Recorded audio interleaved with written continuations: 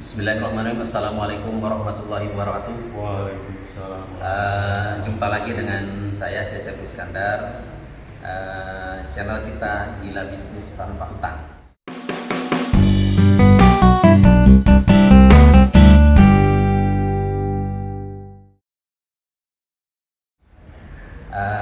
Alhamdulillah hari ini kita ziarah ke makam Syekh Waliullah Muhammad Soleh yang ada di Gunung Santri, Bojonegara, Cilegon. Nah, di sini saya sekarang tidak sendiri, insya Allah didampingi oleh Pak Ustadz Effendi.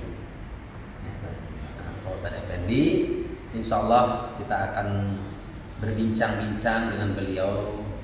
Beliau ini asli daerah sini, akan menceritakan bagaimana sejarah wali Allah ini. Karena seperti janji saya, selain bahas bisnis, kita akan bahas sejarah-sejarah Islam agar umat Islam tidak terlupakan oleh sejarah-sejarah Islam. Karena kita bisa terang benderang seperti ini karena syariatnya dari wali Allah kita. Pak Ustadz mau tanya ya ini, coba tolong ceritakan nih bagaimana proses perjalanannya wali Allah ini sampai dia ada di Gunung Santri ini terkenal ini. Silakan Ustadz. Assalamualaikum warahmatullahi wabarakatuh. Muzab, ya, sedikit dari saya yang bertugas untuk hari ini siap untuk menceritakan sejarah daripada Syekh Muhammad bin Abdul Rahman. Kenapa beliau ada di Gunung Santri? Jadi setahu saya ini dari kesepuhan orang tua yang terdahulu. Ya. Jadi Syekh Muhammad bin Abdul Rahman itu beliau itu berasal dari Mesir. Mesir ya? Iya, beliau dari Mesir. Perjalanan beliau pertama ke Indonesia singgah di Sunan Ampel. Sunan Ampel. Ya, jadi dalam versi sejarah yang menceritakan Syekh Muhammad Soleh ini salah satu santri daripada santri tunggal daripada Sunan Ampel. Ya, tapi sepengetahuan saya beliau ini sebenarnya sudah seorang guru, udah seorang orang alim, tapi masih punya lagi orang yang lebih alim di antara salah satunya Sunan Ampel. Salah satu wali Allah tadi ya. Sunan Ampel. Jadi beliau menimba sepenuhnya punya Sunan Ampel menurut sejarah.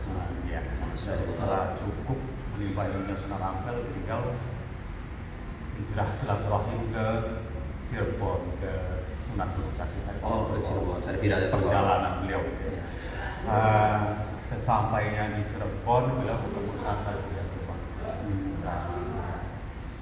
Pada waktu itu beliau menanyakan putranya Sultan Hasanuddin pada Sunan Gunung Jati.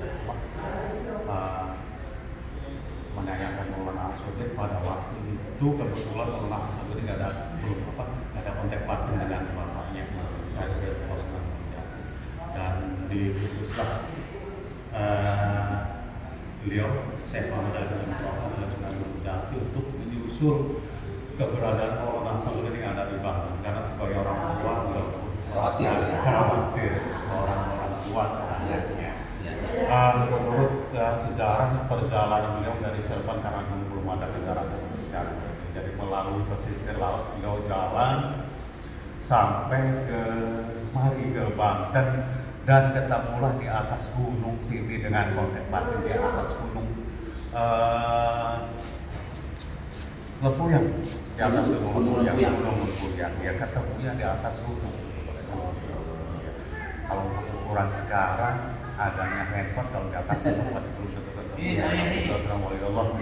Ya, batinnya kuat, sudah connect ya. Iya, batinnya sudah punya itu dari kebetulan Allah Subhanahu Wa Taala ya. Dan ketemulah Sultan Hasanuddin di Gunung Lepuyang. Pada waktu itu setelah berbicara dengan Maulana Hasanuddin, setelah ketemu dengan Maulana Hasanuddin, Maulana Hasanuddin bersama dengan Syekh Muhammad Soleh menceritakan bahwa dia lagi ada tantangan adu kesaktian dari Raja Batu. Adu kesaktian pada waktu itu adu kesaktian yang jatuh. Jadi ada pertarungan gitu ya. Ada tantangan perjanjian Islam. Tantangan perjanjian Islam. Kalau seandainya sampai dikalahkan adu kesaktiannya Raja Batu, Raja Sukumun, pada waktu itu beliau akan menjadi ajaran Islam. Karena masyarakat Banten ini masyarakat aslinya itu masyarakat Baduy, ya Raja Baduy, masyarakat Raja Pucuk. Musyawarah dengan Syekh Muhammad Shalih bin Abdurrahman kemudian disepakatilah ada kesaktian tersebut. Sepakati dengan Syekh Muhammad Shalih dengan Maulana Hasanuddin dan pada waktu itu karena beliau tahu bahwa Raja Baduy itu luar biasa kesaktiannya, ilmu sihirnya luar biasa dan Maulana Shalih pun tahu Syekh Muhammad Shalih mendatangkan. Jadi pada waktu itu dengan izin Allah dibantulah Syekh Muhammad Shalih yang turun, yang melawan kesaktian Raja Pucuk pada waktu itu.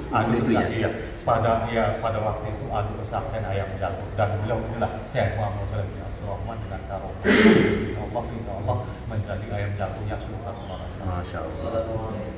Jadi begitu ya. Jadi intinya terjadilah pertempuran ini. Iya, terjadi pertarungan hebat sehingga kemudian ayah daripada Raja Pucuk Umur itu dikalahkan hancur lebur jadi besi Raja Pucuk Umur. Iya, jadi besi.